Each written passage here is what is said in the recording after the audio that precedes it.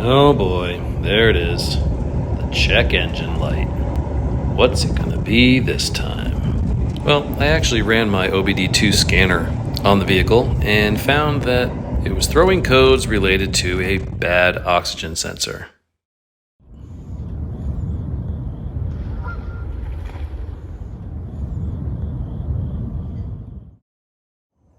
This is my 2004 Jeep Wrangler Rubicon.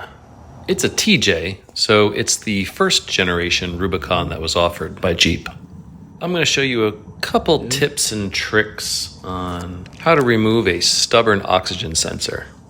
And on most modern vehicles, there's generally more than one, but we're going to focus in this case on this lower oxygen sensor, which I've determined is sending a poor signal. There's the one we're looking at. The first thing I want to do is bring the temperature of the exhaust pipes up, which will aid in delivering the penetrating oil into the threads and hopefully freeing up the oxygen sensor from the rust and corrosion that's holding it tightly in place. Once the engine gets up to normal operating temperature, I can return and begin the extraction process. Now that everything's nice and hot, I'm going to use some liquid wrench as my penetrating oil and allow that to seep into the threads and hopefully free up the oxygen sensor.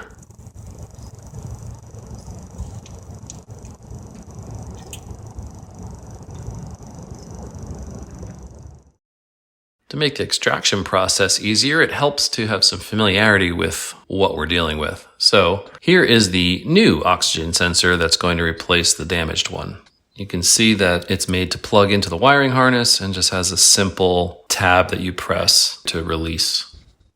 This is an oxygen sensor socket, if you will. It's made to slip over the oxygen sensor and allows the wire to pass through. You'll note that the hexagonal shape that fits over the oxygen sensor is at the bottom of the socket, and then there's provisions to attach a breaker bar or even a ratchet so that you can turn the entire assembly. Okay, now that we understand what we're going to go after and the exhaust is still very hot, the first thing we're going to do is disconnect the wire. And this is easily done in most situations, just reaching in from the top.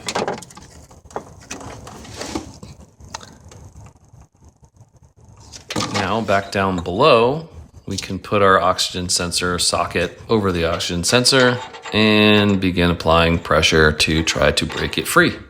This is not always very easy, especially if it's in a vehicle that's racked up as many miles as this Jeep has.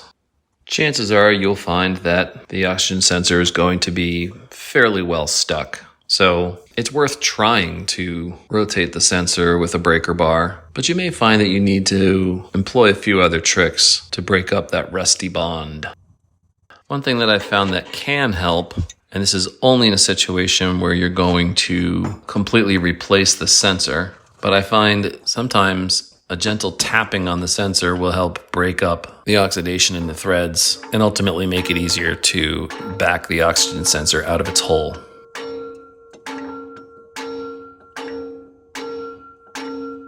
If simply wrapping on the side of the oxygen sensor doesn't do the trick, another thing that can help is to take something like a cold chisel and tap on the oxygen sensor in a way that encourages it to rotate out just a bit.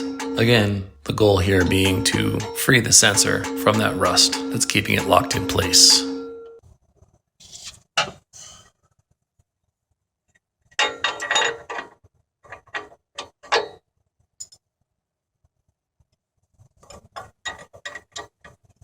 Keep at it. It might take a few tries, but eventually you're going to free that sensor, and then you'll find you're able to extract it using the oxygen sensor socket.